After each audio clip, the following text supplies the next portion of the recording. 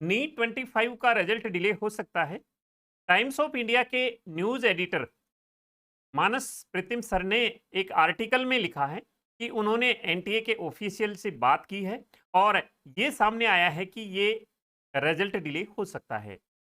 जो मानस प्रीतिम सर हैं, ये बहुत ही ऑथेंटिक न्यूज़ देते हैं।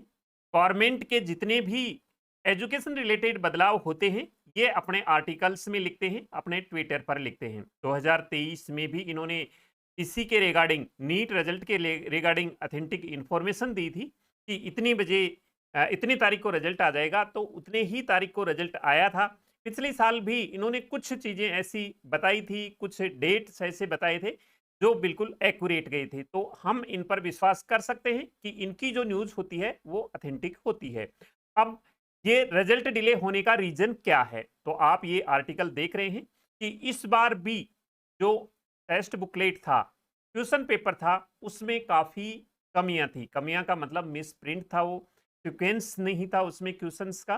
तो इसी के रिगार्डिंग ये आर्टिकल है, क्योंकि ये ऐसा गुजरात और सीकर में हुआ है। राजस्थान के सीकर के कुछ सेंटर्स में इस प्रकार का ये मैटर देखने को आया है।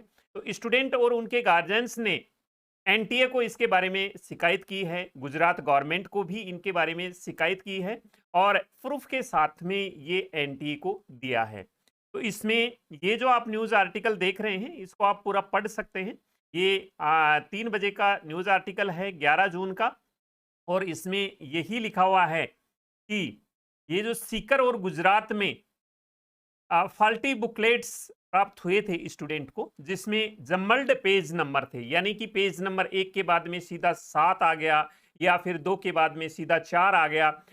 और इसमें जैसे कि सीकर में 47 कोड में जो क्वेश्चन पेपर के अंदर था वो ऑर्डर में नहीं था। ऐसे ही गुजरात में जो 48 क्वेश्चन पेपर कोड नंबर था वो भी ऑर्डर में नहीं था, क्योंकि इनमें क्या था, क्वेश्चन पेपर जैसे 7 है उसके बाद में सीधा क्वेश्चन नंबर 15 आ गया है इसमें। तो स्टूडेंट को क्या है कि वो देखने में दिक्कत हो गई, 7 के बाद में 15, 8, 9, 10 से लेके 14 तक कहाँ चले गए और इस प्रकार से आने से उनको आंसर सीट फिल करने में प्रॉब्लम हो गई। किसी किसी की तो गलत आंसर सीट भी फिल हो गई और इससे उनका टाइम भी वेस्ट हो गया कि देखने के लिए कौन से क्वेश्चन पेपर का कितने नंबर पर सीक्वेंस है, क्या है। तो इसमें स्टूडेंट को काफ़ी प्रॉब्लम आई है इसमें। तो इन्होंने गुजरात गवर्नमेंट को, गुजरात के जो स्टूडेंट थे, गुजरात गवर्नमेंट को इसके बारे में सूचित किया है और एनटीए को भी सूचित किया है इसके बारे में।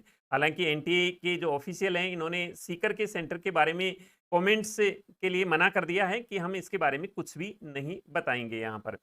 तो इस प्रकार से ये मैटर हुआ है। हालांकि जो एनटीए का ऑफिशियल ऑफिसर्स एनटीए के हैं, उन्होंने ये जरूर कहा है कि इस प्रकार की कंप्लेंट्स एनटीए के पास में आई हैं, ये जरूर कहा है।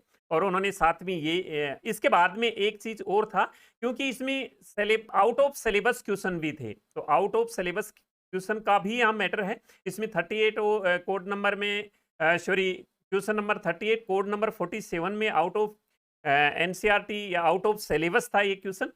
तो इसके बारे में भी कहा गया है कि ये नीट में नहीं होना चाहिए था, ये जेई में हो सकता है, लेकिन नीट में ऐसा क्वेश्चन नहीं होना चाहिए था इसमें। तो इन सब का जवाब एनटीए के ऑफिशियल ने दिया है और उन्होंने कहा है कि जो सारे क्वेश्चंस थे वो सिलेबस के अकॉर्डिंग ही थे। आंसर की पब्लिश कर दी गई है, ऑब्जेक्शन स्टूडेंट से इनवाइट कर लिए गए हैं और रिव्यू कमेटी बैठा दी गई है इन ऑब्जेक्शंस के लिए। ये इस प्रकार से कहा गया है एनटीए के ऑफिशियल ने। तो अभी ये भी एक मैटर उठता हुआ यहाँ पर दिखाई दे रहा है। हालांकि अभी इसके बारे में क्या अपडेट है, क्या नहीं है, एनटीए ने इसके बारे में कोई क्लैरिटी नहीं दी है, न ही इसके बारे में कुछ कहा है। ये सिर्फ मानस सर को ही कहा है इसके बारे में। बाकी जैसे ही अपडेट मिलेगा हम आपको इन्फॉर्म कर देंगे।